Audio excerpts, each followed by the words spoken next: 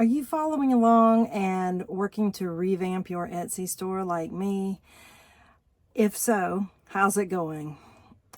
I'm getting there, but I'm telling you, it is much harder than I thought. And I'm going to share the reasons why here in a few minutes. If you have been following me, hi, and if you haven't, my name is Kim, and I've been selling print on demand for a little over 2 years. And I'm just here to share my journey to bring my store to success. And I'm hoping that you're going to follow along and do that with me. I'm going to share my tips, and I'd love for you to share some of yours so we can all learn together. So if you have been following me, then you know I had a mess of an Etsy store.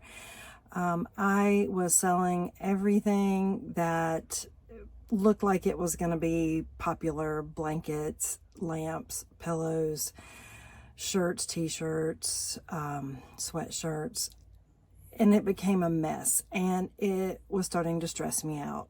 And then as I started looking through there, I started to see tons of incongruencies with my pricing. And that's one of the things I want to touch on. So in the beginning, I did set a profit that I wanted to make on every item. But then around Christmas, I went in on the Etsy side and started changing my pricing. Not individually, but the shop as a whole. I raised it, a certain percentage, and then that way it would allow me to still make a profit whenever I had some sales. But unfortunately, there were things that even when I changed the pricing back, they just got missed. And I had t-shirts that were selling for $85, and that is why a lot of my things were not selling.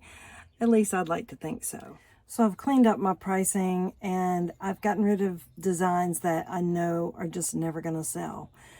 But this is something else that I want to know if you all deal with.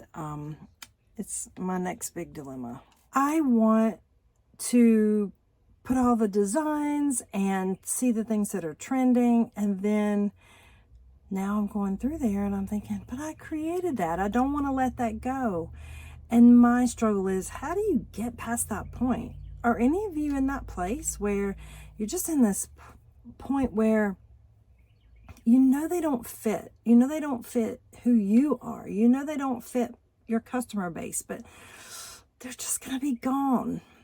One thing that I am doing is in Printify, I set up just an empty shop that I haven't pushed to Etsy yet, and I probably am not going to.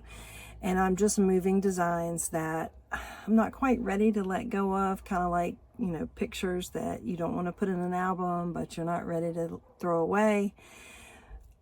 But then they're out of Printify in my main store, and they're out of Etsy.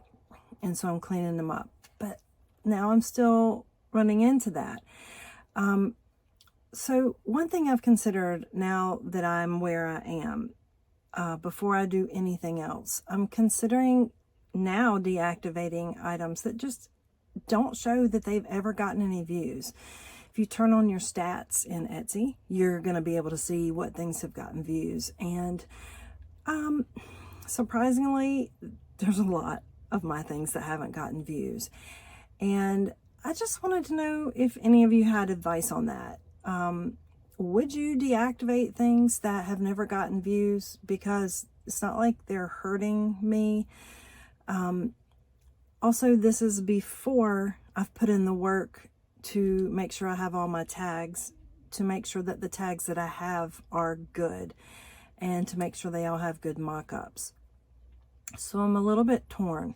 Do I do all of that and then see what things are getting views, or do I just take a deep breath, dive in, and get rid of those designs? I'll let you know which decision I make, but I certainly don't want to spend time on things making mock-ups and fixing tags for items that really may never sell.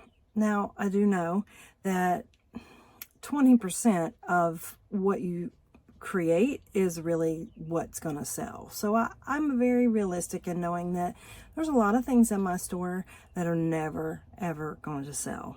And I'm okay with that. That's not the issue. The issue is, does my shop look and feel the way I think it should for my customers? I would love your feedback. I would love to know how you all address this. So that's where I am today. My pricing is set. I've deleted so many of listings that don't feel right. And now my next step is to work on my SEO and my mock-ups. So please let me know in the comments if you are following along, if you're doing the same thing, if you have found any tips or tricks that work for you. I would love to know. I would love to make a video sharing that with other people. And if this content is what you enjoy, I would love it if you would subscribe. If you would like this video, if you have somebody that you want to share it with, please do, and comment. I love to read comments, and it just helps me continue to keep making these videos.